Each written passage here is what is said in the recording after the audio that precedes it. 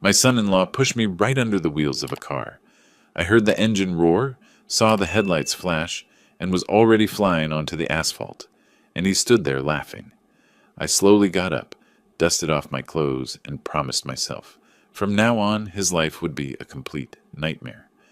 Before we continue, please subscribe to the channel and write in the comments what time it is where you are now. The eggs hit the asphalt first, 18 of them, $4.99 worth, spreading yellow across the hot pavement like some abstract painting nobody asked for. My groceries followed: bread, milk, that overpriced organic coffee Ursula keeps telling me to try. All of it scattered while I rolled away from the silver Camry that missed my leg by maybe 6 inches. Ted stood there laughing. My son-in-law, 37 years old, wearing a wrinkled business suit on a Tuesday afternoon, smelling like Jim Beam had gone 12 rounds with cheap cologne and lost. His tie hung loose, eyes bloodshot, that fake smile plastered across his face like he'd just told the world's funniest joke. "Hey, Oz! Perfect timing, man. Listen, I got this opportunity. Real estate thing, but I need—" "Ted, I'm not—" "Just 15 grand. I'll triple it in 2 months, I swear. This guy I know—" "The answer's no. Same as last time, and the time before that." His jaw clenched. I watched his fists ball up. He stepped closer, invaded my space the way drunks do when they think proximity equals persuasion. "Come on, don't be like that. Family helps family, right?" I shifted my grocery bags. The Publix parking lot stretched around us, empty except for scattered cars baking in the Tampa heat. 3:47 on a Tuesday afternoon. I know because I always check my watch after shopping. 35 years as a court stenographer teaches you to note time, date, details. Everything matters when you're building a record. You've been drinking. So what? It's Tuesday. You gonna lecture me? I'm going home, Ted. You know Ursula's gonna be real disappointed. She thinks her old man's loaded. Tell Ursula I said hello. I turned toward my car. That's when Ted's palm connected with my chest. Hard. The shove came from nowhere and everywhere at once. My groceries launched. I stumbled backward. The Camry's bumper appeared in my peripheral vision. I rolled to the side. Pavement scraped my elbow. The car passed so close I felt the heat from the exhaust. Ted stood there, hands at his sides now, looking down at me with that same smile. "Whoa! Grandpa, you gotta watch where you're going. These cars come out of nowhere." I stood slowly, brushed asphalt dust from my khakis. My hands wanted to shake, but I kept them steady, methodical. One knee, then the other. Ted's BMW sat 3 rows over. He hadn't been just leaving. He'd been waiting for me. "You okay? Want me to call someone? You look a little—" "shaky." "I'm fine." "Good, good. Well, if you change your mind about that investment—" He walked away whistling. Actually whistling, like we'd just had a pleasant conversation about the weather. I got in my car, locked the doors. My phone sat in the cup holder. I picked it up. My thumb hovered over 911. 3 digits. Simple. But what would I say? My son-in-law shoved me and I happened to nearly get hit by a car. No witnesses. His word against mine. At my age, they'd probably ask about my vision, my reflexes. Maybe suggest I shouldn't drive anymore. I put the phone down, reached into my pocket instead. Pulled out the vintage dictation recorder I always carry. Silver Olympus, 1987 model. Part of my collection, still works perfectly. I pressed record. Tuesday, March 18th, 2025. 3:51 p.m. Publix parking lot, 56th Street, Seminole Heights. Subject, Thaddeus Fox. Incident, assault with attempt. My voice came out steady, professional, like I was back in the courtroom documenting testimony. Subject approached requesting $15,000. 6th request this calendar year. Subject displayed signs of intoxication, slurred speech, unsteady gait, smell of whiskey on breath, Jim Beam, likely. Upon refusal, subject became physically aggressive. Shoved me toward moving vehicle. Silver Toyota Camry. Florida plates. I avoided contact. Subject then created false narrative for potential witnesses, stating I should be more careful. No actual witnesses present in immediate vicinity. I paused the recording, looked up. Ted's BMW backed out of its spot, turned, drove past me. He waved. Friendly. Like nothing had happened. The memory hit me then. Thanksgiving dinner, 6 months back. Ted leaning across the table after everyone else had gone into the living room, the good china still between us. Just 8,000. I got this deal, importing car parts. Legit business. And you'll pay me back by Christmas? January latest. You know me, Oz. I'd said no then, too. Watched him force that same smile before rejoining Ursula in the other room. That was 6 months ago. I was still waiting for that conversation to matter. My phone buzzed. Text message. Ursula. Dad, Ted said you two talked. Why are you being so stubborn about helping us? I stared at the screen. 17 minutes. He'd gotten to her in 17 minutes. My thumb moved toward the keyboard. I could explain. Tell her what really happened. Try to make her understand that her husband just tried to... I stopped. Picked up the recorder instead. Subject's wife contacted me 17 minutes after incident. Message suggests subject has already provided his version of events to her. I started the engine. The recorder sat on the passenger seat, still running. The red light blinked steady. Recording. Always recording. In the rearview mirror, I could see the smashed eggs on the asphalt, already starting to cook in the Florida sun. Ted just made the world's most expensive omelet without even trying. I pulled out of the parking lot and headed home. The recorder kept running. I gave myself 48 hours to decide what to do. Turned out I only needed 4. The drive home took 15 minutes. 15 minutes of watching other cars, checking mirrors, making sure Ted hadn't decided to follow up his performance. My elbow burned where the asphalt had scraped it. Small price. Could have been my skull. I pulled into my driveway on Elm Street. The house sat there like it had for 70 years. Small bungalow, white paint peeling in spots I kept meaning to fix, oak tree in front that needed trimming. Paid off in 2012. Mine. Nobody could take it. Inside, I walked past the family photos on the wall without looking. Straight to my office. Used to be the garage until I converted it 15 years ago. Walls covered with framed certificates from my courthouse career. Shelves lined with vintage stenography machines and recorders. My collection. Some people collect stamps. I collect ways to document the truth. I opened the filing cabinet, pulled out a manila folder, grabbed a pen, wrote on the tab in my old stenographer's shorthand. T. Fox, March 2025. If Ted ever found it, he'd think I was writing ancient Egyptian, which frankly might be easier for him to read. I sat down and started writing. Time of incident. Location. Witnesses. None. Ted's physical condition. His exact words. The Camry's trajectory. Everything. 35 years of court work taught me this. Documentation beats memory every time. My phone rang at 7:30. Ursula. Ursula, honey, we need to talk about Ted. Dad, seriously? Ted told me about today.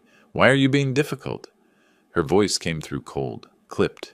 Not the daughter I knew. Not the girl who used to call me every Sunday just to chat. Difficult? I don't think you understand what? You promised you'd help us. We're family.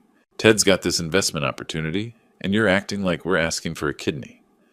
My free hand found the grocery receipt on the desk, crumpled it, tossed it at the wastebasket. Missed. I never promised anything, and this is the 6th time this year he's... Oh, so you're counting now. That's nice, Dad. Real nice. The line went dead. She hung up on me, my own daughter. I sat there holding the phone, staring at the shorthand notes I'd been making. The pen had left an ink blot where I'd stopped mid-word. I didn't sleep much. Spent the night replaying everything. Ted's laugh, Ursula's voice, the sound of eggs hitting pavement. At some point around 3 a.m., I made coffee. Watched the street through the kitchen window. Nobody out there. Just the orange glow of streetlights and the occasional car passing. Wednesday morning arrived, 7:45. I stepped onto my front porch with coffee, same as every morning. Silas King was already on his porch next door, 10 feet that way. Retired Tampa PD homicide detective, 72 years old, gray buzz cut, weathered face that had seen everything worth seeing and most things worth forgetting. He wore his usual fishing shirt and cargo shorts. Morning, Oz. Morning, Si. I reached for my coffee mug on the porch railing, my sleeve pulled back. The bruise on my forearm showed. Purple and yellow. Silas's eyes narrowed. That's some bruise. You get in a fight with your car door? Something like that. Uh-huh. And I'm the Easter Bunny. What happened? It's handled, Si. He took a long sip of his coffee. Didn't look away. 30 years in homicide teaches you to read faces. He was reading mine like a court transcript. Don't give me that. I saw that look on faces for 30 years. That's not handled. That's planning. I'm not planning anything. Long pause. Birds chirped in the oak tree. A delivery truck rumbled past on the street. You need help. You know where I live. That's 10 feet that way. He pointed to his house. I nodded. Went back inside. Silas meant well, but this was mine to handle. Some things you don't drag neighbors into, even retired detectives who'd probably love the excuse to work a case again. I spent the morning doing what I do best. Research. Opened my laptop, started with the basics. Ted's social media. His LinkedIn showed financial consultant as his current position. The last post was from 8 months ago. Before that, scattered updates about exciting opportunities and building wealth. Nothing concrete, nothing real. I moved to public records. Florida makes it easy if you know where to look. DMV records, county clerk filings, court cases. I labeled the folder in my old stenographer's shorthand. If Ted ever found it, he'd think I was writing ancient Egyptian, which frankly might be easier for him to read. At 2 p.m., I made a decision, got in my car, drove to the auto dealership where Ted supposedly worked, parked across the street, waited. Ted's BMW pulled out at 2:30. I followed. Not close, just enough to keep him in sight. He didn't go home. Drove straight to the Channelside District, Harbor Tavern, waterfront place, not cheap. I parked down the block, took out my phone, switched to camera, zoomed in. My hands stayed steady now. Funny how that worked. Yesterday they shook. Today they were rock solid. Ted met a man outside. The guy wore a suit that looked like it came from the intimidating lowlife section at Men's Warehouse. They weren't subtle. Nobody meeting for legitimate business drinks, that much coffee and looks that nervous. Ted kept checking over his shoulder. The other guy leaned in close when he talked. Pointed at Ted's chest once. Not friendly. I took a dozen photos. Zoomed in on the guy's face. Got his license plate when he left. Got Ted's expression afterward. Pale, sweating despite the breeze off the water. The drive home took 20 minutes. I pulled into my driveway with a dozen photos on my phone and more questions than answers. That night, 11:47 p.m., I sat at my desk with reading glasses on. The computer screen cast blue light across the office. I'd been at this for 3 hours. Public records. Credit reports aren't public, but liens are. Court judgments are. Vehicle titles are. Certificate of title. Lien holder. There you are. The PDF loaded. I leaned forward. Ursula Fox, 2019 Honda CR-V, $18,500 loan from Quick Cash Auto Finance. I took off my glasses, pinched the bridge of my nose, put them back on, read it again. The date, February 15th, 2025, 1 month ago. You used her car, you idiot! I opened a new document, started typing. Header, known assets, T. Fox. Under it, 2015 BMW 340e. Leased, not owned. Next line, wife's vehicle, compromised. My fingers hovered over the keyboard. I was building a case like I used to build transcripts. Every detail, every connection. The question was, what kind of case? What was I actually planning? My phone buzzed on the desk. Text message. Unknown number. Mr. Harris, we need to talk about your son-in-law. You're not the only one he owes. I stared at the screen. The message sat there. Blue bubble against black background. My finger moved toward the delete button. Hovered. Pulled back. I picked up my recorder instead. Pressed record. Wednesday, March 19th, 11:52 p.m. Received text from unknown number regarding subject. Message suggests third-party involvement in subject's financial situation. Number 313-555-4789. I saved the number, saved the message, added it to the file. The house was silent except for the refrigerator, humming 2 rooms away. On my screen, Ursula's car title stared back at me, evidence of what Ted had done without her knowledge. Using her vehicle as collateral for a loan she probably didn't know existed. I closed the laptop, stood up, walked to the window. The street outside was empty, dark, peaceful. Tomorrow I'd have to decide what to do with all this information. Tonight, I just needed to know it existed. The recorder sat on my desk, red light blinking. Still running, always running. I turned it off, sat back down, opened my laptop again. There was work to do. I didn't respond to that text Wednesday night. Instead, I did something smarter. I waited. Thursday crawled by. I spent the morning reviewing my recordings from the Publix incident, transcribing Ted's exact words into my notebook. The afternoon went to organizing files, checking facts, making lists of what I knew and what I needed to know. Around noon, I called Silas, told him about the mysterious text. He said nothing for 10 seconds, then, "You got yourself into something. Want help?" I told him I'd think about it. At 4:30, Ursula called. Her voice came through bright and fake, like she'd practiced it. "Dad, Ted and I were thinking, maybe we should all have dinner tonight. Clear the air." I checked my watch. Thursday evening, less than 48 hours since Ted tried to turn me into a parking lot pancake. Fast turnaround for a peace offering. Tonight, if you're free, 7 o'clock, our place. Nothing fancy, just family. I could have said no. Should have, probably. But people reveal themselves over dinner tables. Court stenographers learn this early. Listen to what people say when they think they're comfortable. I'll be there. The drive from Seminole Heights to South Tampa took 25 minutes. Bayshore Boulevard runs along the water. Expensive houses on one side, rental properties trying to look expensive on the other. Ted and Ursula's Mediterranean-style rental sat halfway down at 3401, white stucco with red tile roof, probably $3,200 a month. Too much house for what Ted supposedly earned. I sat in the car for 3 minutes before going in, checked the vintage recorder in my inside jacket pocket, adjusted the volume. The device sat snug against my ribs, hidden by the sport coat I'd chosen specifically for this purpose. Old habits. When you spend 35 years documenting courtroom testimony, you start recording everything that matters. Sometimes things that don't matter yet. Ted opened the door before I knocked. His handshake came too firm, held 2 seconds too long. Power move. He reeked of cologne applied heavily enough to almost mask the underlying whiskey smell. Almost. "Oz, great to see you. Come in, come in." The dining room table was already set. Ursula emerged from the kitchen wearing an apron over a nice dress, face flushed from cooking. She hugged me briefly, stiff, formal, like embracing a distant relative at a funeral. We sat. Ted poured wine. His hands trembled slightly. The bottleneck clinked against the glass rim twice before he steadied it. He filled his own glass noticeably higher than ours. "So?" Ted said, raising his glass. "To family." "To family?" Ursula echoed. I sipped. The wine was decent. Probably cost more than my weekly grocery budget. Dinner progressed. Ursula served steak that had seen more heat than the surface of Mercury. I smiled, chewed for approximately 45 seconds per bite, and wondered if this was part of the revenge plan I hadn't initiated yet. The meat was leather. I said nothing. Complimented the potatoes instead.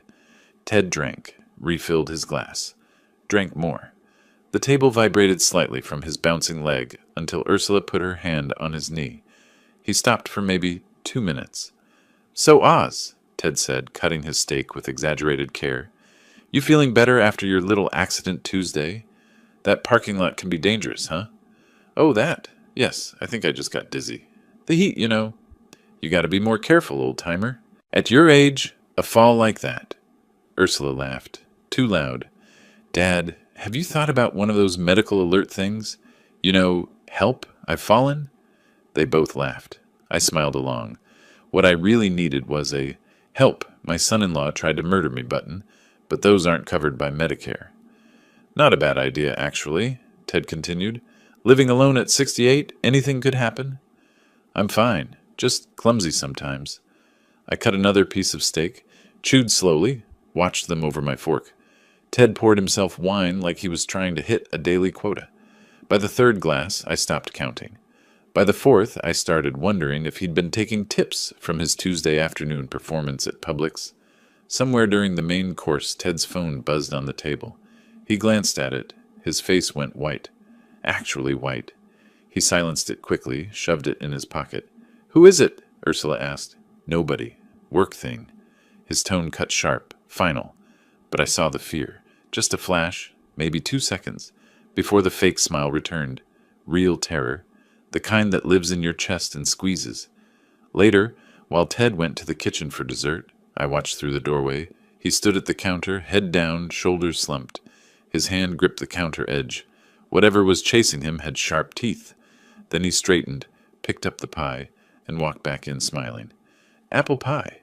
Ursula made it from scratch. We ate dessert.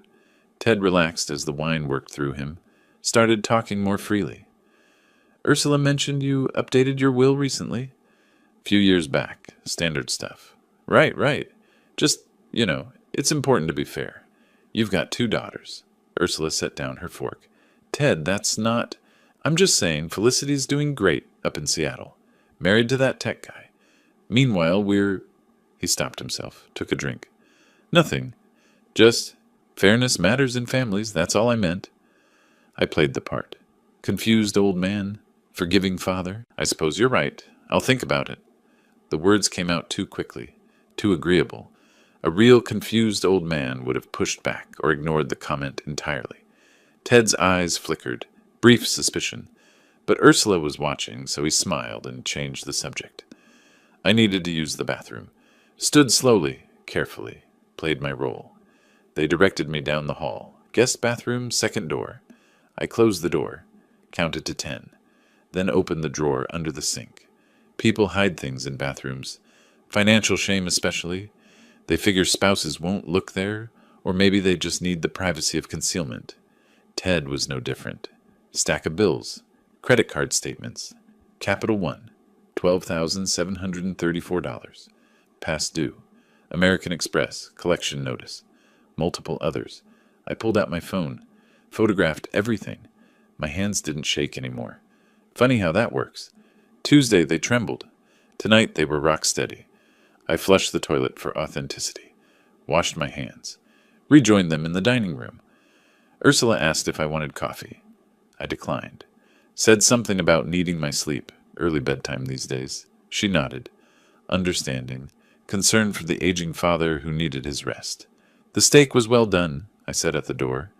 I made it how Ted likes it, Ursula replied. Defensive. Sharp. I remember you used to ask me how I wanted... That was before, Dad. Things change. People grow up, start their own families. Of course, I understand. She looked at me. Really looked. For just a moment I saw doubt in her eyes. Question. Like she was trying to solve an equation that wasn't adding up. Then Ted appeared behind her, hand on her shoulder, and the moment passed. Do you? She said. Because lately it seems like you don't understand much about supporting family. I left, got in my car, sat there at 9:45 watching them through the lit dining room window. Ted poured another glass of wine. Ursula cleared plates. Normal domestic scene, except nothing about it was normal. I pulled out my phone, called the number I'd written down earlier. Thelma Wood answered on the second ring. Thelma, it's Osmond Harris. Your mother and I worked together at... Mr. Harris, of course I remember you. How are you? I need to speak with you about a family matter.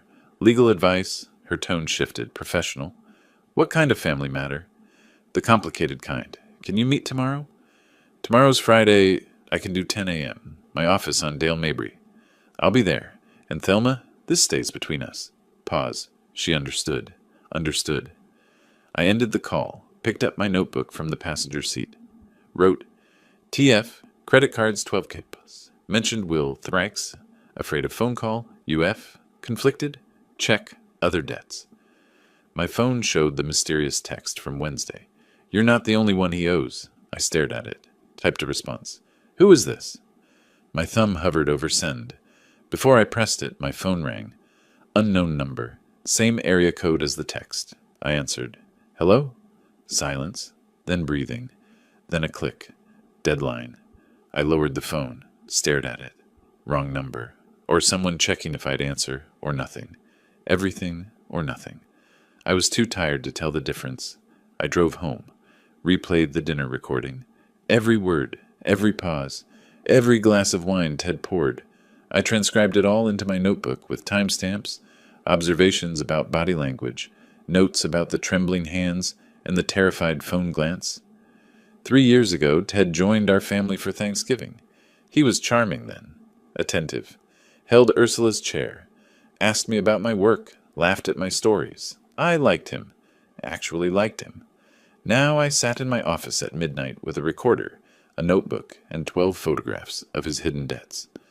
I slapped the steering wheel. The recording played back my own voice saying, "I'll think about it," to Ted's will comment. Too eager, too compliant. Mistake. He'd noticed. I'd overplayed the confused old man card, and now he'd be more careful. The recorder sat next to me. Still running, always running. I turned it off. Tomorrow was Friday, Thelma at 10. Then I'd know what came next. Silas met Bobby Herrera at Armature Works at 9:15 Friday morning. I wasn't there, but Silas told me everything later. The coffee shop sits in Tampa Heights, industrial space converted to trendy market. Exposed brick, Edison bulbs, coffee that costs what my father paid for a full tank of gas. Bobby arrived in cargo shorts and a fishing shirt, 58 years old, retired from Vice 3 years back. He and Silas worked cases together in the 90s, back when Tampa actually had organized crime worth investigating. Now Bobby did security consulting, which meant sitting in air conditioning and occasionally telling store owners their cameras pointed the wrong direction. Silas slid a manila folder across the table. Inside was Ted's photo, printed from Ursula's Facebook. Bobby winced. Actually winced. Like Silas had asked him to eat gas station sushi. You remember working bookies in Ybor back in the day? Yeah. Most of them went legit or left town when sports betting opened up. Why? Name Victor Torres mean anything? Bobby whistled low. Torres. Yeah, he's still around. Old school, doesn't use apps or websites. Cash only. He dangerous? Let's say he collects what he's owed, one way or another. You got someone into him? Friend's son-in-law. How deep would someone have to be before Torres gets serious? Bobby pulled out a napkin. Wrote 95K with a pen from his pocket. Slid it across. Tapped it twice with his finger. Anything over 50 grand, you're on a payment plan, whether you like it or not. Past due, Torres has guys for that. Silas told me all this later over Cuban sandwiches at my kitchen table. 1 o'clock. I'd just gotten back from Thelma's office. Bobby says Torres is serious. 95,000 serious. I set down my sandwich. How does Ted even... Sports betting. NFL mostly, some college ball. Been at it for 2 years, chasing losses. Ursula doesn't know. Course not. Torres doesn't exactly send payment reminders through the mail. 8 weeks until deadline, you said? Late May. Memorial Day weekend, actually. Torres has a sense of humor. Silas took a bite. Chewed. Studied me. This explains the desperation. He wasn't just being greedy. He's drowning. Desperate people do desperate things. Thelma's office occupied the second floor of a professional building on Dale Mabry Highway. Real Tampa, legal district. The waiting room had those motivational posters lawyers love. One showed a lighthouse at sunset. Justice is a journey, not a destination. I wanted to add a footnote. But sometimes the journey involves making your son-in-law wish he'd never learned to push. Thelma appeared at 10 exactly. 45 years old. Business suit. Reading glasses on a chain around her neck. Her mother and I worked together at the courthouse for 12 years before she retired. Good woman. Sharp. I hoped her daughter inherited that sharpness. We sat in her conference room. I spread my documentation across the table. Photos from the parking lot. Transcribed recordings. Timeline on yellow legal pad. The credit card bills from Ted's bathroom drawer. Thelma put on her reading glasses. Studied everything with a lawyer's precision. Made margin notes. Stopped at the parking lot incident photos. Looked up at me. Mr. Harris, this is attempted murder. You need to file a police report. No witnesses. Security camera was pointed the wrong way. It's my word against his. These recordings, though, the dinner conversation, won't hold up. Florida's a two-party consent state. I know the law. She leaned back, crossed her arms. Then what exactly are you planning? My hands flattened on the table. Physical rejection of her unspoken suggestion. Go slow. Play it safe. Let the system handle it. I want him to lose everything. Not just the inheritance. Everything. I'm a family law attorney, not a, what are you asking me to do? Stand by. When I need legal documents, proper procedures, everything by the book, that's when I'll call. This is a mistake. The clean way is for people who weren't pushed into traffic by their own son-in-law. She studied me. Long silence. Finally nodded. Call me when you're ready. I'll help, but I'm documenting that I advised against this. Document whatever you need. I left at 11:30, texted her at 12:30. Thanks for meeting. We'll be in touch. She responded at 12:45. Mr. Harris, please reconsider the standard approach. Less risk. I replied, risk is part of justice sometimes. Her final text came at 1:15. Call me when you're ready. I'll help, but I'm documenting that I advised against this. At 4:30, my phone rang. Felicity, my older daughter, lives in Seattle with her husband Orville, works in marketing for some outdoor gear company. We talk maybe twice a month, always surface level. How's the weather? How's work? Love you. Miss you. Bye. Dad, how are you? Orville and I have been worried. I set down the pen I'd been using. Worried? About what? Ursula called, said there's been some tension. She's concerned about you. My chest tightened. Ted and Ursula had already reached out, building their narrative, planting seeds. What exactly did she say? That you had a fall, that you're being stubborn about money, that she's worried you're not thinking clearly. I'm thinking perfectly clearly, honey. I'm not saying you're not. It's just, Dad, you're 68, living alone. Maybe it's time to think about what? Having family closer. Anyway, Orville suggested he come down for a visit, check on you, help mediate with Ursula. That's not necessary. He already booked the flight. Lands Sunday afternoon. Is it okay if he stays with you? I opened my mouth to argue, closed it, thought. Having Felicity's husband here might actually help. Orville was reasonable. Successful tech worker, made good money. Married to my daughter, who wasn't asking me for loans every other week. Maybe he could talk sense into Ursula. Finally, someone reasonable in this mess. Of course, I'd be happy to have him. Great, I'll text you his flight information. Dad, I love you. We both just want to make sure you're okay. I know, I love you too. We hung up. I sat at my desk, staring at the blank page in my notebook. Pulled it toward me. Wrote at the top. Orville Parker, age 40, tech worker, Seattle. Below that, nothing. I knew almost nothing about my son-in-law of 5 years. We'd met maybe 6 times, always brief holiday visits. He was polite, quiet, successful looking. That was it. That was my entire knowledge base. I picked up my phone, considered calling Felicity back to ask more questions. But that would seem suspicious. Paranoid old man who doesn't trust his own family. My other phone buzzed. Text from Silas. Want me to run a background check on your visitor? I stared at the message. That felt excessive. Orville was family. Felicity wouldn't marry someone problematic, right? My finger hovered between responses. No, that's paranoid. Yes, better safe than sorry. Before I could answer, my email pinged. Subject line. Flight confirmation, Orville Parker, Seattle to Tampa. Sunday, 3:45 p.m. arrival. Forwarded from Felicity. American Airlines. First class. I noted that detail. First class. Either his tech job paid very well, or he valued comfort highly. Or both? A second email arrived while I stared at the first. No subject line. Sender. An unfamiliar address. Random string of letters and numbers at Gmail. I opened it. One line. Ask Orville about his debts. No signature, no explanation. Just those 5 words. My hand tightened on the phone. I read it again. Read it a third time. Looked at the sender address. Gibberish. Could be anyone. Could be spam. Could be another warning from whoever texted Wednesday night. I forwarded it to Silas with one word. Thoughts? He replied immediately. Running that background check. Don't say yes or no. Already doing it. I stood up, paced my office. This morning I thought I understood the situation. Ted owed $95,000 to a bookie. Ted needed money. Ted tried to kill me for inheritance. Simple equation. Clear problem. Solvable. Now there was Orville, coming Sunday, with debts, supposedly.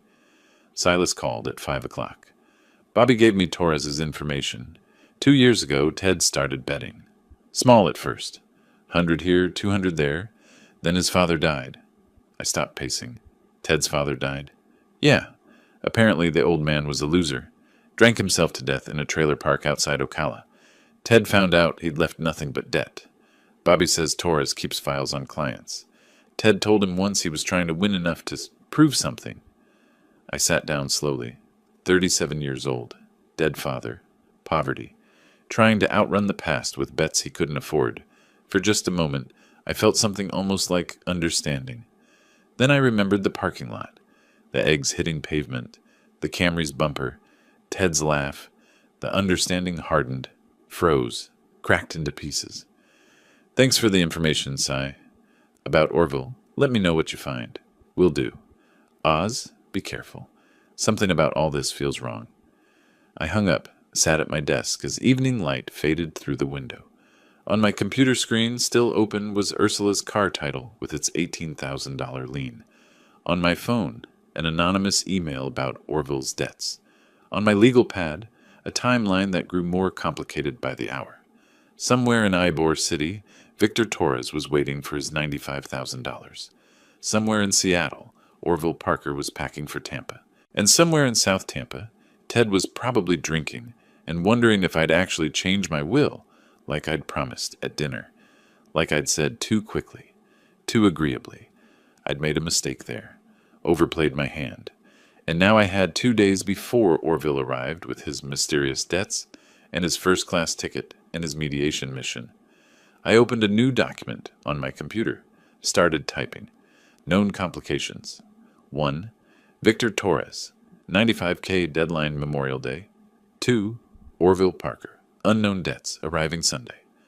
I stared at the screen. 2 problems. Maybe 3 if I counted Ursula's loyalty to Ted. 4 if I counted my own daughter thinking I was losing my mind. My phone buzzed. Text from unknown number. Same one from Wednesday. Orville isn't who you think he is. Neither is Felicity. I stared at those words. Read them twice. 3 times. Typed back, "Who is this? What do you want?" 3 dots appeared. Someone typing. Then they stopped. Started again. Stopped. Finally, to help you. But you need to trust me. I set down the phone. Looked around my office, walls covered with certificates from a 35-year career documenting truth, shelves lined with machines designed to capture reality. Everything in my life had been about facts, evidence, records. Now I was getting anonymous texts telling me to trust strangers about my own family. I picked up my recorder, the vintage Olympus, pressed record. Friday, March 21st, 5:37 p.m. Situation assessment. Subject T. Fox owes $95,000 to unlicensed bookie. Deadline late May. Subject's wife, my daughter, appears complicit or manipulated. Daughter 2, Felicity, has been contacted with false narrative. Her husband Orville arriving Sunday with alleged debts of his own. Anonymous contact claims Felicity also compromised. Assessment. I may have underestimated this situation significantly. I paused the recording, stared at the red light. Sunday was 2 days away. Orville was coming to mediate, or coming for something else entirely. I pressed record again. New priority. Investigate Orville Parker before arrival. Determine if he's ally or additional threat. Adjust strategy accordingly. I stopped recording, but I didn't turn it off. Left it running, just in case. Just in case of what? I didn't know yet. The phone call lasted 17 minutes. The voice belonged to Margaret Chen, retired court reporter from Hillsborough County. We'd worked together for 8 years before she moved to Atlanta. She apologized for being cryptic, but explained she had a friend whose sister worked at a Seattle law firm handling Orville's bankruptcy filing. Bankruptcy? Filed 3 months ago. Chapter 13. He owes $460,000. I sat on my bed, phone pressed to my ear. How? Tech startup investment that collapsed. Then he doubled down with borrowed money trying to recover. Classic hole-digging scenario. After she hung up, I sat in the dark. Sunday I'd pick up Orville at the airport. I'd originally planned to decline Silas's offer of a background check. Now I had one anyway, delivered by coincidence and Margaret's careful networking. $460,000. Ted owed $95,000. Together they needed over $500,000. I was worth about $730,000 if you counted the house and my savings. I was the solution to both their problems. Sunday afternoon arrived, Tampa International Airport, 4:15. I waited at arrivals with a paper sign that said, Parker, because Orville always thought that was charming. His flight landed early. He came through the doors wearing expensive casual clothes, pulling a leather suitcase, all smiles. "Dad, you look good." We hugged. I felt his arms around me and wondered if he was calculating how much longer I'd be alive. "How are you feeling?" Felicity's been worried. "I'm fine. Why is everyone suddenly concerned about my health?" "Just family caring for family." She said there was some tension with Ursula and Ted. Minor disagreement, nothing serious. The drive home took 35 minutes. Orville asked questions. How was I sleeping? Was I eating enough? Did I have any chest pains or shortness of breath? Medical inventory disguised as concern. "It's not about money," I said at one point. "It's always about money, Dad, or it becomes about money eventually." We pulled into my driveway. Orville looked at the house the way people look at property listings. That night he cooked dinner, pasta with vegetables, served me generous portions. "You should eat more, Dad. You're looking thin." Concern or baseline assessment before the eventual decline. Monday morning he made elaborate breakfast. Eggs, bacon, toast. I ate slowly, checking each bite for anything unusual. It was actually pretty good, which somehow made everything worse. This is a great house. You've been here, what, 40 years? 32. Bought it in 93. Paid off? Long ago. Why? Just thinking about estate planning. Felicity mentioned you have everything set up, wheel done, and everything. It's handled. That's good. Important to be fair to both daughters, though, right? I mean, Felicity and I are doing fine, but Ursula and Ted are struggling. Maybe there's a way to balance things. I chewed my toast, swallowed. I'll think about it. Monday crawled. Orville played perfect house guest. Offered to fix the loose cabinet hinge. Asked if I needed help with yard work. Made coffee in the morning, too smooth, too polished, like he'd rehearsed this role. Tuesday morning, he announced plans to explore Tampa. Visit the Riverwalk, maybe Ybor City. He'd be gone a few hours. The moment his rental car pulled away, I grabbed my phone. Amazon app. Searched security camera. Blink Mini. $49, 6-hour delivery. I installed a spy camera in my own living room to catch my son-in-law plotting my death. Amazon had it delivered by noon. Technology is amazing when you're documenting your own murder conspiracy. The camera went behind books on the living room shelf, aimed at the couch where Orville liked to sit. I downloaded the app, tested it, perfect angle, motion-activated recording, cloud storage. My hands shook mounting it, first time since the parking lot. I triple-checked the angle. This had to work. Orville returned at 2. I was in the garage with my stenography machine collection, pretending to clean them. He called out that he was home. I yelled back I'd be a while. 7:30 that evening I stayed in the garage. Ran the power buffer on an old machine. Made noise. Let him think I was absorbed in my hobby. The camera caught everything. Orville paced the living room. Checked the garage door twice. Pulled out his phone. Made a call. I watched on my phone app from behind the garage window. Saw his lips move. Couldn't hear yet, but the camera was recording audio. I'd listen later. He gestured with his free hand. Wrote notes on a pad I could see clearly. May timeline and insurance check. The call lasted 12 minutes. He hung up, sat on the couch, put his head in his hands, stayed that way for maybe 40 seconds. Then straightened up, went to the kitchen, came back with wine. I finished in the garage at 9, came inside. Orville sat on the couch with his laptop. Working, he said. I said goodnight. Went to my bedroom. Locked the door. 10:45. I opened my laptop, accessed the Blink app. Found the recording. Pressed play. Orville's voice came through clear. "It's me. We're good." Yeah, he bought the whole concerned family thing. "Listen, this moves faster than we planned. He's old, Ted. Really old. Moves slow, gets confused easily." I sat on the edge of my bed, laptop balanced on my knees. The recording continued. "I told you. We get him to revise the will. Split everything 50-50 between the daughters. Then we control our halves. I'm talking a month, maybe less. Here's the deal. I'll front you $20,000 right now today. You keep Ursula sweet and make sure she backs my play." My jaw clenched. I forced myself to keep listening. "What about Torres? That's your problem. But if you want my money, you play ball. One more thing. Does he take any medications? Heart stuff? Blood pressure? Maybe we can help nature along?" Silence as Ted responded. "I'm not talking about that. I'm talking about being in the right place when he has his inevitable health crisis.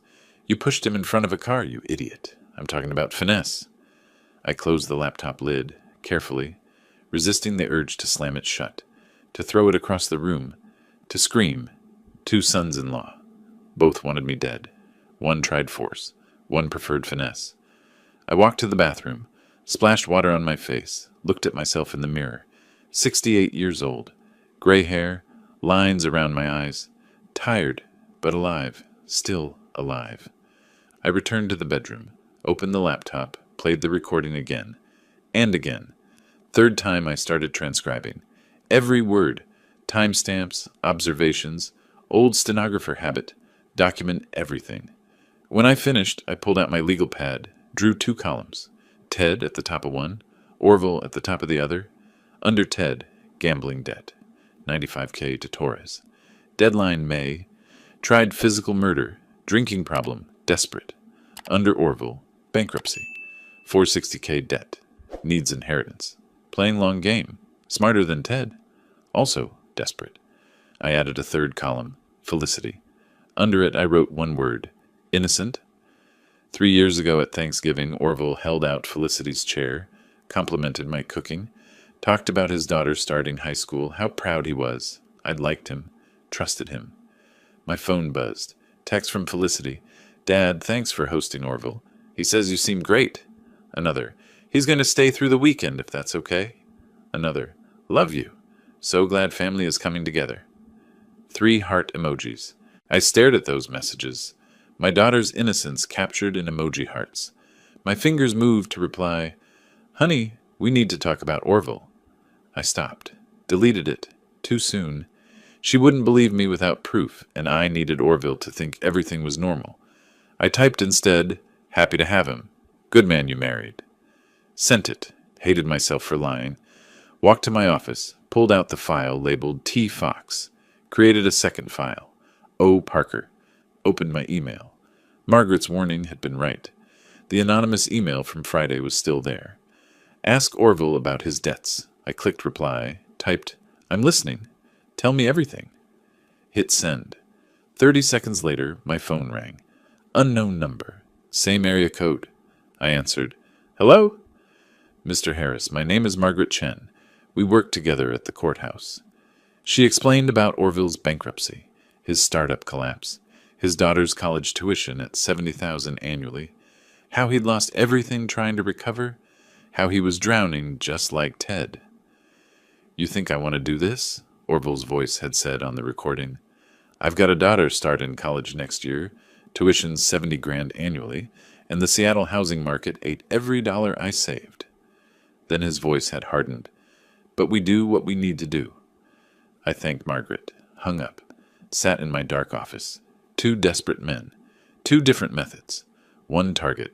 I picked up my vintage recorder, pressed record. Tuesday, March 25th, 11:23 p.m.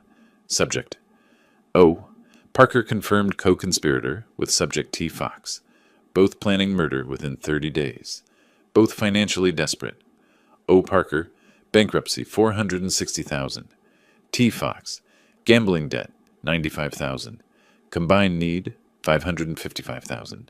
My total assets approximately $730,000. I am the solution to both their problems. I paused.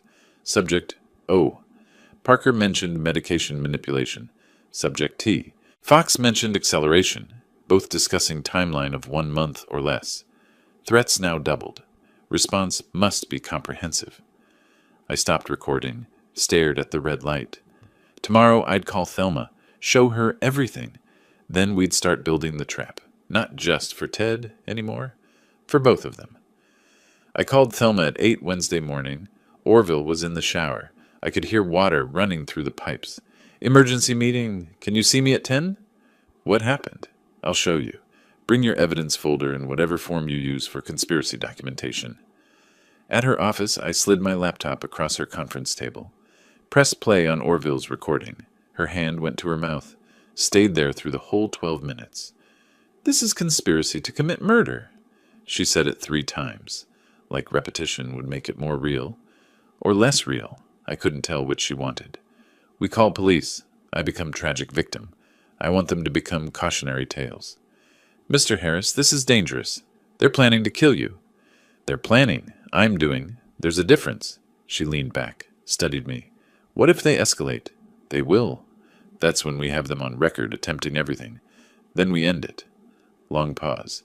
You're going to need more than me. Security, surveillance, protection. Already handled. My neighbor's former homicide detective. We've got coverage. She nodded slowly, opened her laptop. Then let's make them dance. We spent 90 minutes building the strategy.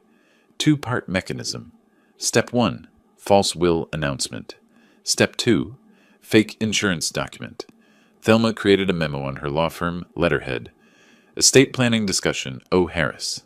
Professional, convincing, completely fictional. She printed an insurance policy template from a legal forms website. $500,000. Term life insurance. Beneficiary line left blank. Downloaded and modified it to look aged, slightly wrinkled. Perfect bait. I drove home at 11:30. Orville sat on the porch with coffee. How was your errand? Productive. Made me think about things. Family. Fairness. I sat next to him. You've been talking about being fair to everyone. He perked up. Yes. Both daughters deserve equal treatment. I've decided you're right. I'm changing my will. That's great, Dad. Really mature of you. Yes, Ursula and Ted clearly need help, so they'll get everything. The coffee cup rattled against the saucer. He set it down carefully. His hands disappeared into his lap. Wait, everything? You mean split between both daughters, right? No, just Ursula. You said she's struggling. Felicity and you are doing fine. You said so yourself. I meant, Dad, fair means equal. 50-50 between your daughters. I played confused, tilted my head. But if Felicity doesn't need it and Ursula does, isn't it fairer to give it where it's needed?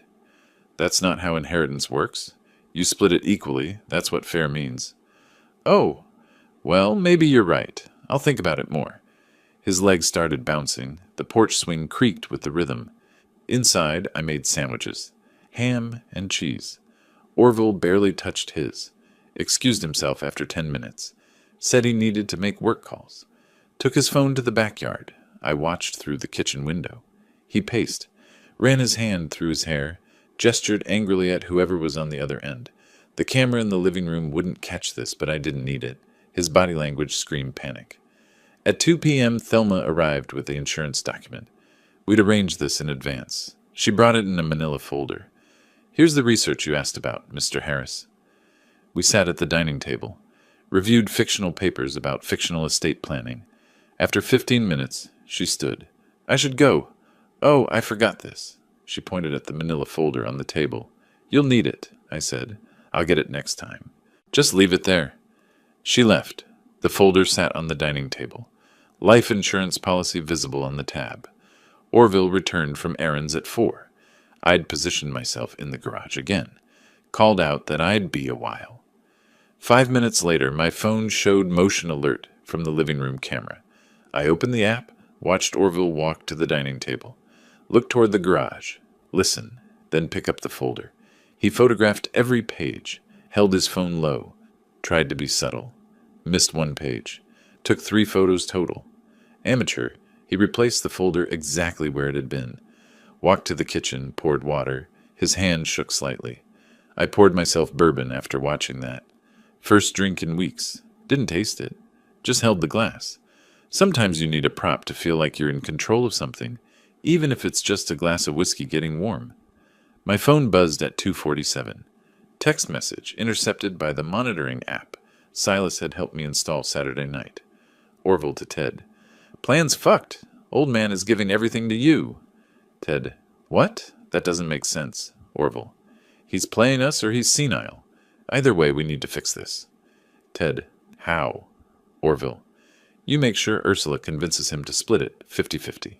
I'll work on him from here. Ted. What about the $20,000 you promised? Orville. Get the will fixed first, then we talk money. Ted. Torres wants payment Friday. I need that money now. Orville. Not my problem. Fix the will. 2 hours of silence. Then Orville. Found insurance docs. $500,000 policy. Ted. What? Orville. We're talking $1.2 million total now. Ted. Then front me $30,000. I'll handle Torres and we accelerate. Orville. Accelerate how? Ted. You said help nature along. I'll help. Orville. Be smart about it this time. I screenshot everything, added it to my evidence files, watched their alliance crack in real time. At 6 p.m., my phone rang. Felicity. Dad, Orville told me you're changing your will. Is that true? We discussed my estate planning, yes. He said you're leaving everything to Ursula? Are you cutting me out? The hurt in her voice cut through me. My daughter, my good daughter, innocent in all this. Honey, you're doing well. You and Orville are successful. Your sister's struggling with Ted's situation. Situation? What situation? Dad, what's going on? Nothing you need to worry about. This is my decision. It doesn't sound like you. Are you okay? Is someone pressuring you? I gripped the phone, hated myself. I'm fine. I'm just trying to do what's right. And cutting out your other daughter is right. I've been sending you money every month, Dad. Calling every week. Where's Ursula been? That hit hard, truth wrapped in hurt. I need to go. We'll talk later. I hung up before she could respond. Sat at my desk. Stared at the phone. Collateral damage. That's what they call it in war. Felicity was collateral damage in her husband's conspiracy. More texts came through that evening. Ted. My kid asked why I'm always stressed. Had to lie to a 7-year-old. You know what that feels like? Orville. Yeah, every day. Ted. We're really doing this, huh? Becoming the villains. Orville. We're already the villains. Now we're just getting paid for it. Even monsters have moments of clarity. Doesn't make them less monstrous. At 9:47, I sat in my office with 2 laptops. Left screen showed the intercepted texts. Right screen showed my bank account. I clicked transfer. Moved $30,000 from savings to checking. Opened email. Started typing. Torres, I know what Ted owes you. I have a better offer. Meet me Friday. Alone. I didn't have Torres's actual email. Addressed it to general info at Harbor Tavern, where Ted met him. Maybe it would reach him. Maybe it wouldn't. Worth trying. My finger hovered over send. The doorbell rang. 10 p.m. Unexpected. I checked my phone's security camera feed. Front porch. Ursula. Alone. Crying. Behind her in the driveway, her CRV packed with suitcases. She rang again. I stood. Walked to the door slowly, hand on the knob. Through the door. Daddy, please, I know you're there. I need help. I left Ted. My hand tightened on the doorknob. This was either the best break I'd gotten or the worst trap they'd laid. Behind me, I heard Orville's bedroom door open. Footsteps on the stairs. Dad? Someone at the door? Ursula outside. Please, Daddy. I have nowhere else to go. My thumb hovered between door lock and security chain. Orville appeared beside me. Is that Ursula? I looked at him. My son-in-law, who'd spent 2 days planning my murder, who'd photographed my fake insurance policy 4 hours ago, who stood here now playing concerned family member. Yes, I said. You should let her in. I turned back to the door. Ursula's silhouette visible through the frosted glass. Crying. Alone. My daughter. Who'd sided with Ted over me? Who'd overcooked steak while supporting his lies? Who'd asked about medical alert buttons like I was already failing? But also, my daughter, who might be innocent, who might finally be breaking free, or who might be bait in an even bigger trap. I unlocked the door, opened it. Ursula stood there, mascara running, suitcase at her feet. Hi, Daddy. Behind her, I could see Ted's BMW pulling away from the curb, taillights disappearing around the corner. Come in, I said. Ursula slept in her old bedroom, the one with faded butterfly wallpaper we'd never gotten around to changing. I made eggs at 6:30 Thursday morning while she showered, scrambled the way she liked them as a kid. She came into the kitchen wearing my old university sweatshirt, too big on her, made her look small. Daddy, I found the bills in the garage, hidden in his tool chest. There's so much money. I know about the gambling. She stopped, fork halfway to mouth. You knew? How long have you known? Does it matter? He told me you were being selfish about helping us, that you had plenty and wouldn't share. I was so angry at you. I poured coffee, watched the steam rise. And now? Now I feel like an idiot. How much did he hide from me? More than you want to know. She set down her fork, hadn't touched the eggs. I supported him when you said no. I chose him over you. I'm so sorry, Daddy. The words hung there. True, painful, Real. At the dinner last week, when he joked about me falling, you laughed. Her face crumpled. He said you tripped because you weren't being careful. I thought it was just a clumsy accident and he was teasing you. I nodded, took a sip of coffee I didn't taste. My mind was running through possibilities. Ursula seemed genuine, shocked, hurt, but I'd spent 35 years watching people lie under oath. Some were very good at it. At 10, I drove to AutoNation on Dale Mabry, Ted's dealership. Glass building, shiny cars in rows. That new car smell pumped through vents. Asked for Harold Pierce. He met me in his office. 50-something, nervous, kept glancing at the door. You sent the letter about my daughter. He rubbed his face. I couldn't say nothing. I've known Ursula since we were kids. She was in my sister's class. Why not tell her directly? Ted watches her like a hawk, controls her phone, her email. I tried once, he found out, threatened my job. And now? He's planning to fire me tomorrow. Says I've been undermining his marriage. I got 3 kids and a mortgage, Mr. Harris, but I couldn't stay quiet. He slid a flash drive across his desk. Small, silver, unassuming. What else do you know? The loans he took in her name? She never signed those applications. I've seen Ted's handwriting enough to recognize it. He forged her signature. You have proof? Everything. Copies of applications, his signature from dealer documents, hers from DMV records. It's forgery, Mr. Harris. It's fraud. I took the flash drive. Harold handed me a flash drive like we were in a spy movie. I half expected him to say, "This message will self-destruct." Instead, he said, "Ted's got my evaluation next week. I'm probably fired." At least spy movies pay better. Back home, I couldn't settle. Paced the kitchen. Ursula watched from the table. At 2, I walked next door. Silas sat on his porch with a beer. So what are you going to do? I don't know. If she really didn't know. She was still cold to you, still chose him. Because he lied to her, manipulated her. That's different than Orville, who knows exactly what he's doing. Is it? She's an adult. She made choices. Under false information, that's not choice, that's control. Long pause. A car drove past. Someone's lawn sprinkler clicked on down the street. You want to save her? She's my daughter.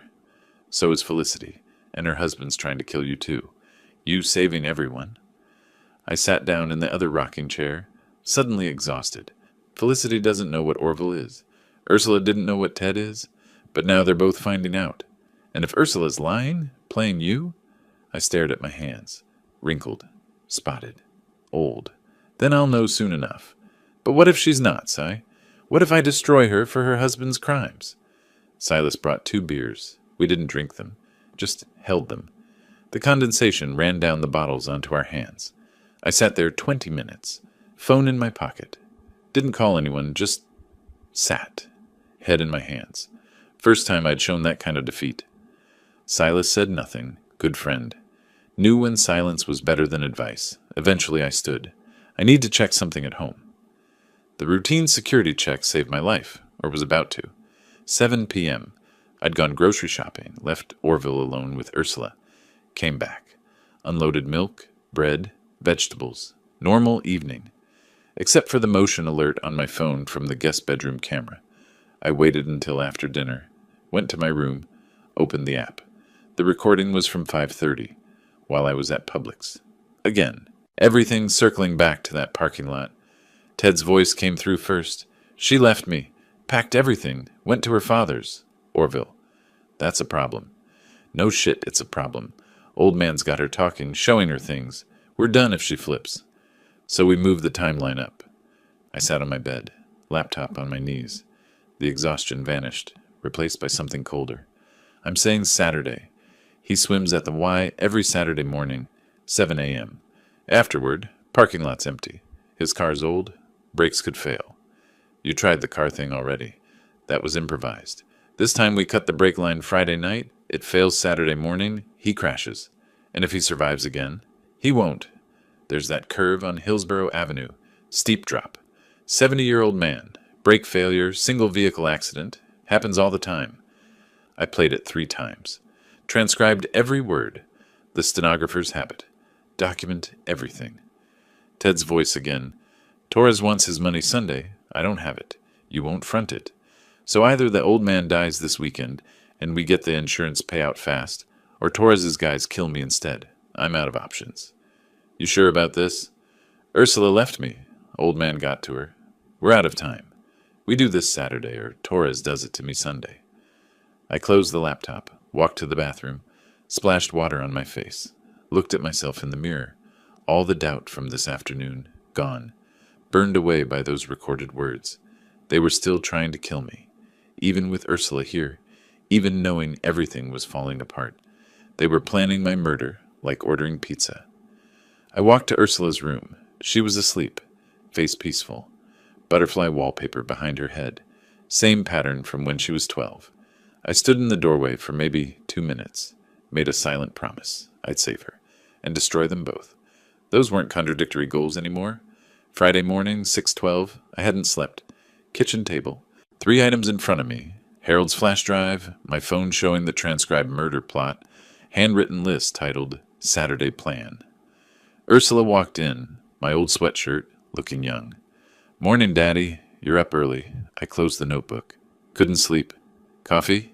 She nodded, sat across from me. I called a divorce attorney yesterday. She says with the forged loans, I have a strong case. I poured coffee, hands shaking from exhaustion, not fear. Good. That's good. She reached across, touched my hand. Thank you for believing me. Both our phones buzzed, simultaneous. Text from Ted, to both of us. Ursula, we need to talk. Can we meet Saturday morning? Dad, you should come too. Let's fix this as a family. 7 a.m., YMCA parking lot. I stared at the message, the location, the time, exactly where they'd planned the accident. Ursula looked up. Should I? My thumb moved to Thelma's contact, hovered, then moved to a different number. No, I said, but I need to show you something first. Silas told me betrayal is betrayal. Easy for him to say. His ex-wife just took the house, didn't try to take his life. Though knowing her, she probably considered it. Oxford Exchange sits in Tampa Heights. Coffee shop in a renovated building, high ceilings, bookshelves, fancy pastries that cost more than my first apartment's rent. 8:30, Friday morning. I chose it because it's public, neutral, safe. Ursula sat across from me, cappuccino between her hands, hadn't touched it. I slid my tablet across the table. I need you to watch something. It's going to be hard. What is it? Just watch. I pressed play. Orville's voice filled the space between us through my earbuds I handed her. His recorded call with Ted, planning my death, discussing brake lines and timing and insurance payouts. Her coffee cup stopped halfway to her mouth, set it down slowly without drinking. She watched the entire 12 minutes without blinking. When it finished, she pushed the tablet back, like it was contaminated. That's Orville? And Ted? They're planning to... She couldn't say it. Kill me. Yes. This is from Tuesday. And the parking lot incident you mentioned? I played the second recording. Ted admitting to the push. Orville calling him an idiot for being caught. She covered her mouth, said, "Oh my God," 3 times, then sat back, straightened her spine. The transformation visible. Victim to fighter. He tried to kill you. My husband tried to murder my father. He's also been taking loans in your name, forging your signature. You're legally liable for debts you didn't know existed. How much? $68,000 beyond the gambling debts. Long pause. Coffee shop noise around us. Someone's laughter. Espresso machine hissing. Normal life. Why didn't you tell me sooner? Would you have believed me? At that dinner you laughed when he joked about me falling. She was crying now. Quiet. Tears running mascara. Because I thought it was true. He showed me texts he claimed were from you, saying cruel things. He said you were jealous of our marriage, wanted us to fail. I believed every word. I know. That's what manipulators do. She wiped her face, voice hardening like steel cooling. What do you need me to do? We went to Thelma's office at 11. Ursula came with me, sat beside me on the leather couch while Thelma spread documents across her conference table. The public's footage shows clear assault. He pushed you toward moving traffic. I leaned forward. How did you get it? I tried. They said cameras weren't pointed that direction. They weren't. But the car that almost hit you? Driver's dash cam was running. He filed an incident report about elderly man nearly hit by push. Police had it. We subpoenaed. The driver saw? Saw everything. He's willing to testify. Says it's haunted him for weeks. Wondered if he should report it. Ursula's hand found mine, squeezed. So we have video evidence and witness, plus your dictation recording from immediately after, plus the conspiracy recordings, plus Harold's fraud evidence. Thelma looked at Ursula. Mr. Harris, we have enough to bury him. Do it. The papers were filed by noon. Civil lawsuit for assault and attempted murder. Criminal fraud charges for the forged signatures. Restraining orders. The whole package. Process server arrived at AutoNation at 1:30. I wasn't there, but Harold called me afterward. Described it perfectly. Thaddeus Fox. That's me. Can I help you? You've been served. Ted opened the envelope surrounded by customers looking at sedans, pulled out the papers, read the first page. Assault? Attempted murder? This is insane. Harold approached from his office. Problem, Ted. They're suing me. This is harassment. You're my witness, Harold. Tell them I never...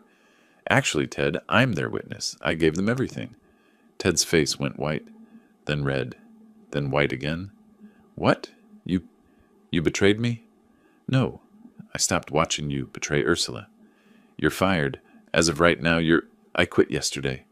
Already have a new job. Good luck with the lawsuit. Ted's knees buckled. He dropped the papers. They scattered. He grabbed for the desk. Missed. Fell backward into the display of air fresheners. New car scent. Ocean breeze. Mountain fresh. None of them could cover the smell of his life falling apart. EMTs were called. Ted lay there surrounded by artificial pine smell while strangers checked his pulse. Harold watched from his office with something like satisfaction. At 4 p.m., the Tampa Tribune website posted, Local man sued for attempted murder of father-in-law. Orville saw it on his phone. I know because my security cameras caught him packing. He called Ted. I have the recording from the phone monitoring app. Tell me you didn't get served with a lawsuit. They have footage. Video of me pushing him. I thought there were no cameras. Dash cam. Jesus Christ, Ted. A dash cam. What do we do? We don't do anything. I'm leaving. You're what? Flight leaves at 8. I suggest you get a good lawyer. You said you'd front me the money for Taurus. It's Sunday tomorrow. That was when we had a plan. Now we have criminal charges. You're on your own. Orville threw clothes in his suitcase. Haphazard. Expensive suits wrinkled. Gym shorts. A tuxedo. One sock. When Felicity caught him later, she asked where he was going with one sock. Even his escape plan couldn't get its life together. 6:45. My phone rang. Felicity. Dad, I'm at Tampa Airport. Where are you? I sat up straight. You're here? Now? I got your email this morning. Listened to the recordings on the flight. I'm coming to your house. Honey, you don't have to... Yes, I do. Is he there? Orville? Yes. Good. Don't let him leave. She hung up. I walked downstairs. Orville had his suitcase by the door. Going somewhere? He jumped. Guilty. Caught. Work emergency. Seattle needs me back. Felicity's on her way here. His face changed. Fear replacing lies. How did she... I sent her everything. This morning. She had a 6-hour flight to listen to you planning my murder. He tried the door. I stepped in front of it. You're 68 years old. You think you can stop me? No, but Silas can. My neighbor appeared from the kitchen. Former homicide detective. Still capable of looking dangerous when needed. Orville set down the suitcase. 7:30. Felicity pulled up. Business suit. Small suitcase. Face set in controlled fury. Another car behind her. Attorney. She walked to the door. Orville stood in the foyer. They faced each other across the threshold. She held up her phone. Press play. Orville's recorded voice. I told you. We get him to revise the will. Split everything 50-50 between the daughters. Then we control our halves. When were you going to tell me? Honey, I didn't know you were coming. I can explain. She played more. His voice discussing brake lines, insurance, timing. Listen, that's your voice, right? Talking about killing my father? That's out of context. We were joking around. Guys talk like that. Joking? You discuss brake lines, insurance payouts, timing. That's not joking. You don't understand the pressure I've been under. The debt? What debt? You told me Seattle was going great. It is. I mean, it was. The tech market shifted. I had some investments. How much? It doesn't matter now. We can fix this. We can. She handed him papers. White envelope. Official looking. These are divorce papers. You're also being removed from my father's property. If you contact him again, it's witness intimidation. Felicity, please. I love you. Our daughter. Don't you dare mention our daughter. She'll never know what you are. Ursula appeared from the kitchen. Both daughters. Both in my house. Both divorcing the men they'd married. Orville looked at them, at me, at Silas. Saw he was surrounded. This isn't fair. Ted was the one who... Who what? Felicity's voice cut ice. Who tried first? You want credit for being the smarter murderer? He picked up his suitcase, walked out. The attorney handed him additional papers on the porch. He took them without reading, got in his car, drove away. I watched his taillights disappear. Felt nothing. No satisfaction, no victory. Just tired. That night, both daughters sat on my couch, both crying, both marriages destroyed in one day. I sat in my chair, looking older than 68, watching them hurt. Justice had weight, carried a price. Felicity looked up. Thank you for telling me, even though it hurts. Ursula nodded. Better to know than keep living a lie. I poured water with shaking hands.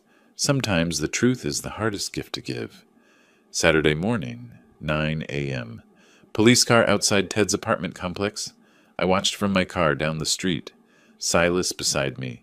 They brought Ted out in handcuffs. Assault charges. Fraud charges. He looked back at the building where Ursula used to live. Face resigned. Broken. He made one call from holding to his 7-year-old son from a previous relationship. I found out later from Harold, who found out from Ted's ex. Daddy made bad choices. Really bad choices. You know how I always tell you to tell the truth? I didn't do that. I lied to people I loved, and now I'm paying for it. When you grow up, be better than me. Be honest, even when it's hard. His son asked if he was coming to his birthday. Ted cried. I don't think so, buddy. But I love you. Human. Terrible. Broken. But human. Saturday afternoon. 3:47. The house quiet. Orville staying at an airport hotel until Monday's flight. Ursula asleep in her old room. Felicity reviewing legal documents at the dining table. I sat in my garage workshop, surrounded by vintage stenography machines and dictation recorders. Picked up the small device from the Publix parking lot. Turned it on.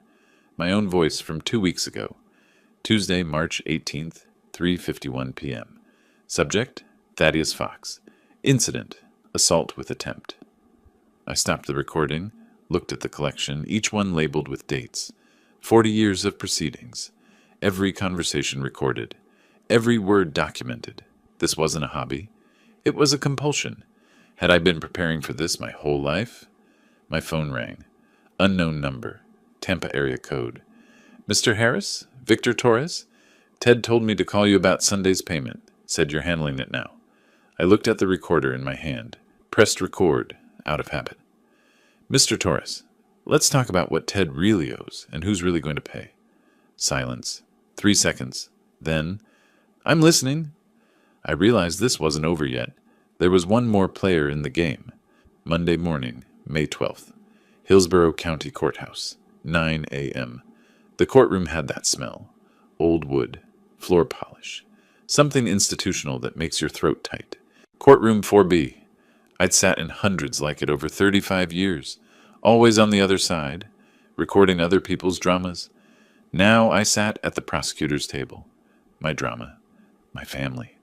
Ted came in wearing county jail orange. Hands cuffed. Thinner than I remembered. He looked at me once. Looked away. Sat next to his public defender. A tired woman with a stack of folders that probably included 20 other cases. The gallery filled. Ursula sat 3 rows back.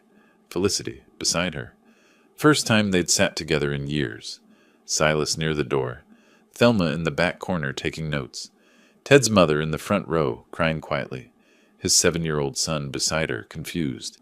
News cameras outside. Reporters lining the hallway. Local scandal. Attempted murder for inheritance. The stuff that makes headlines. The prosecutor opened with video evidence. Dashcam footage on the courtroom screen. Crystal clear. Ted's hand connecting with my chest. The push. Me rolling away from that Camry, 20 feet wide on that screen. The courtroom gasped, actual gasps, like a Greek chorus.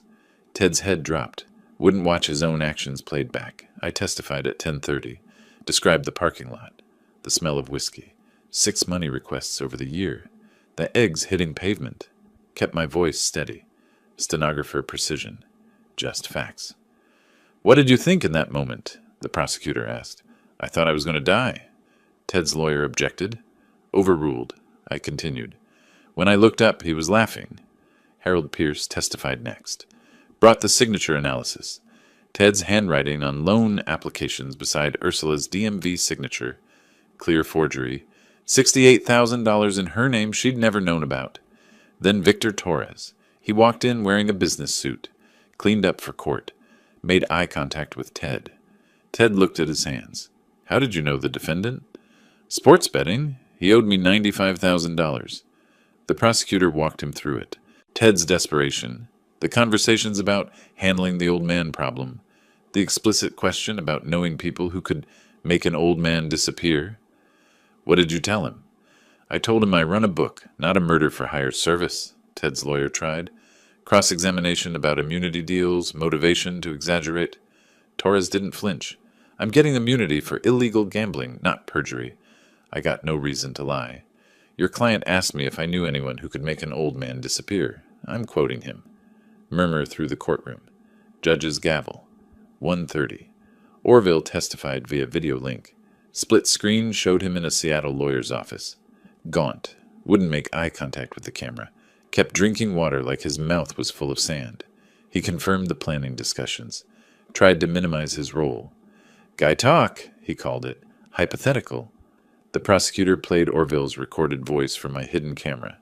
Not hypothetical. Specific. Detailed. Discussing brake lines and insurance payouts and timing. You flew to Tampa, stayed in Mr. Harris's home while planning his death. That's not hypothetical. Orville deflated on screen. I want immunity too. You're cooperating because you're facing conspiracy charges if you don't. Ted's lawyer called his ex-wife as character witness. Mistake.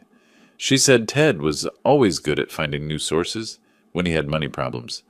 The jury's faces said everything. Deliberation lasted 4 hours. I sat in the courthouse cafeteria with Silas. Drank 3 cups of coffee. Tasted like cardboard. 3:47. The clerk called us back. Ted stood for the verdict. Swayed slightly. The bailiff moved closer. Guilty of assault. Guilty of attempted vehicular manslaughter. Guilty of fraud. Ted's knees buckled. He caught himself on the table. Sentencing was immediate. 18 months. 50,000 restitution. 5 years probation. Restraining order. Judge's voice echoed in the silent room. Ted nodded mechanically at each term. Somewhere behind his eyes he'd already left. Outside, news cameras surrounded me. Microphones like weapons. Mr. Harris, how do you feel? Relieved that truth came out. Sad that it came to this. I made my statement. Short. Professional. Got in my car. Sat there for 10 minutes. Didn't start the engine.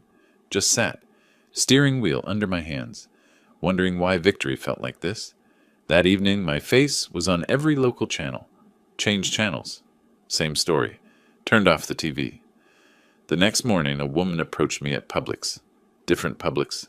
Different parking lot. I'd changed my routine. Mr. Harris, I'm Sadie Mitchell. I work at the 56th Street location. I looked at her. 30-something. Nervous. You sent the letter. About Ursula. I saw what happened that day, in the parking lot. I was coming back from break. I saw him push you. I froze. Why didn't you come forward then? I was scared. He looked at me after you drove away. But then I heard Ursula might be involved, and I couldn't stay quiet.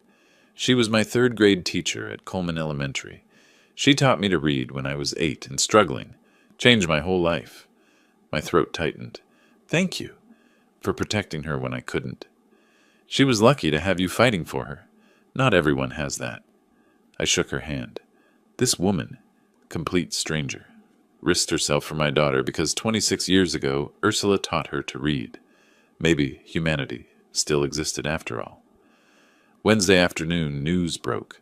Orville fired from his Seattle tech company. Ethics violation. Can't employ someone involved in attempted murder conspiracy, even as a witness. Felicity's divorce finalized Thursday. Washington State. She filed the week before trial. Quick and clean. Ursula's divorce protected her from Ted's debts.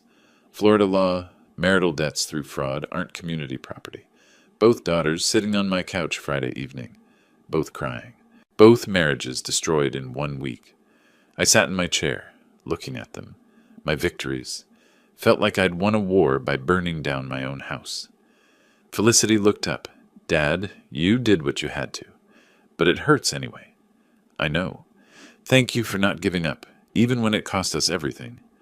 I nodded. Couldn't speak. What do you say to that? Later, alone in my garage workshop, I looked at the collection. Vintage stenography machines, dictation recorders, each one labeled with dates. 40 years of other families' betrayals. Picked up the Publix parking lot recorder. March 18th, the day everything changed. Well, boys, I said to the machines, you did it. Made it into evidence, solved the case. Poured myself bourbon, raised the glass. To documentation, to evidence, to the truth, even when it sucks. Drank. Set the glass down. Turned off the workshop light. My phone buzzed. Text from Silas. Your trial made national news. You're trending on Twitter. #JusticeDad. I stared at it. Typed back. I'm 68. I don't know what trending means, and I'm too tired to learn. Put the phone down. Sat in the dark. Victory tastes like ashes when you're eating it alone. June 25th, 5 weeks after the trial. Thelma's office. I signed the new will. 3 copies. Hand steady now. 70% to Felicity. 30% to Ursula. Trust funds for all grandchildren. Not equal. Fair. You're sure about this split? Thelma asked. Felicity stayed loyal throughout. Ursula was a victim, but she chose Ted over me until the evidence was overwhelming. I love them both, but loyalty matters. Slid the papers across her desk. Done. Ursula was living with me temporarily. Her old bedroom. Butterfly wallpaper still there. She'd been there 3 months. Rebuilding. Learning to pay her own bills. Check her own bank statements. Stand on her own. We were warmer than before, but different. Some invisible scar tissue between us that would never quite heal. One evening in late June, we sat on the porch. She asked the question I'd been waiting for. Do you forgive me? I took a long breath. There's nothing to forgive. You were a victim too. But I won't pretend it didn't hurt. We're rebuilding. That's enough for now. She nodded, cried a little. We sat in silence while the sun set. July brought a change. I set up my old video camera in the garage workshop. Tripod. Natural light from the window. Nothing fancy. Recorded for 47 minutes. Edited it down to 30. To my grandchildren, when you turn 18, I explained everything. Not as a revenge story, as a lesson about family values, truth, consequences. I'm not telling you this to make your fathers look bad. They did that themselves. I'm telling you so you understand. Family loyalty matters, but it goes both ways. Love isn't manipulation. Trust must be earned and maintained. Paused, collected myself. Your fathers made terrible choices, desperate choices. They valued money over life. But here's what I want you to remember. People aren't just their worst moments. They loved you. They were also capable of planning murder. Both things can be true. Look directly at the camera. Learn from their mistakes. When you're tempted to take shortcuts, lie, manipulate, remember this story. Remember that betrayal destroys everything, not just the victim. The betrayer loses too. Everyone loses. Save the file. 3 copies. 1 for each grandchild when they turned 18. April 26th. Ursula moved into her own apartment. 1 bedroom in Temple Terrace. Small, modest. Hers. I helped carry boxes, moved slower than I used to. Age showing. She noticed but didn't say anything. Dad, I found an apartment. I need to stand on my own. I relied on Ted for everything. That can't happen again. I'm proud of you. For what? Making terrible choices? For learning from them? For choosing yourself? She got a teaching job again. Different school. Fresh start. Seeing a therapist twice a week. Slowly learning to trust again. Felicity visited monthly from Seattle. Took a sabbatical. Stayed weekends. The sisters were closer now than they'd been in a decade. Bonded through shared trauma of husbands' betrayals. July 14th. The letter arrived. Return address, Falkenberg Road, jail. I held it over the kitchen trash can, stood there for a full minute, dropped it in unopened. Ted had been released 2 days earlier. 14 months with good behavior. He'd tried calling. 3 times. I didn't answer. Let it go to voicemail. His message. Osman, it's Ted. I'm out. I know you don't want to hear from me. I wanted to say I'm sorry. I was desperate. I made choices I'll regret forever. I'm not asking for forgiveness. I'm just saying, I'm sorry. Ursula got 3 calls too. She didn't answer either. Should we respond? She asked. No. He's sorry because he got caught and lost everything, not because he understands what he did. If he understood, he wouldn't be calling. He'd be leaving us alone. So we just ignore him? We do exactly that. Silence is its own answer. We never responded. Ted moved in with his elderly mother in Clearwater. Got a job at Jiffy Lube. $15 an hour. The $50,000 restitution was being garnished from his wages. Would take him years. His ex-wife allowed supervised visitation with his son. Twice a month. 2 hours. The kid didn't understand what had happened. Probably better that way. Orville sent letters from Eugene, Oregon, living with his parents, working at Best Buy. Felicity blocked him on everything. His college-age daughter wouldn't speak to him either. He'd lost his entire life. Career, marriage, child, future. Not criminally charged, but destroyed anyway. Sometimes the law doesn't need to punish. Life does it instead. August 16th, Saturday morning, 6:47 a.m. Silas and I sat on the Ballast Point fishing dock. 2 lines in still water. Thermos of coffee between us. Dawn breaking over Tampa Bay. We'd been doing this every Saturday for 40 years. Same dock. Same comfortable silence. My line tugged, reeled in slowly. Small snapper. Threw it back. Too small? Too young. Let it grow. Long silence. Sun climbed higher. Coffee was good, strong, hot. So was it worth it? Silas asked. You ask that every time we fish. You never answer. I watched the pelicans dive for breakfast. Joggers on Bayshore Boulevard behind us. Normal Tampa morning. I saved one daughter from a marriage built on lies. I saved another from a conspiracy she didn't know existed. I'm alive. That's not an answer. Yes, it is. I lost the family I thought I had. But I saved the family that was actually real. Deep. Don't mock. I'm old. I'm allowed to be philosophical. You're 68. That's not old. It is when you've been pushed in front of a car. More silence. The good kind. The kind that comes from 60 years of friendship. Would you do it again? I cast my line. Watched it arc over the water. Land with barely a splash. Yes. But I'd give anything for it to not have been necessary. That's the answer I was looking for. We fished as the sun rose. Didn't talk more. Didn't need to. My phone buzzed. Text from Ursula. Brunch at my place tomorrow? Felicity's flying in? I typed back, I'll bring pie. Set the phone down. Picked up my rod. The bay stretched to the horizon. I didn't look back at shore. At the city where it all happened. At my house 3 miles away, where evidence files still sat in the garage. Looked forward. At water. At sky. At whatever came next. December brought 2 cards. First one. Eugene, Oregon. Return address, said Eleanor Parker. Not from Orville. From his mother. Mr. Harris, I don't expect you to read this. My son made terrible choices. I'm ashamed. But I wanted you to know. He's in therapy. Working retail, trying to be better. Not asking forgiveness. Just wanted you to know he's trying. Eleanor Parker. I read it twice. Didn't respond. Didn't throw it away either. Put it in a drawer. Maybe people can change. Maybe they just learn to hide better. I'd never know. Wasn't my job anymore. Second card came same day. Sadie Mitchell, the Publix cashier. Simple message. Thank you for protecting Mrs. Fox. She changed my life when I was 8. Glad I could help change hers. Inside, photo of Sadie's daughter, age 7, wearing Coleman Elementary School shirt. Same school where Ursula taught. Cycle of kindness continuing. Ripple effects of good teaching, good choices, good people. I put Sadie's card on the refrigerator. Proof that not everyone is terrible. Small mercy in the rubble. Christmas was quiet. Just me, Ursula, Felicity, Silas. Set table for 4 instead of the usual 8. Ursula started crying mid-dinner. I'm sorry, it's just so quiet. Felicity helped with dishes after. We'll get through this. I thought, but didn't say. Get through, yes. Get over, never. January brought routine.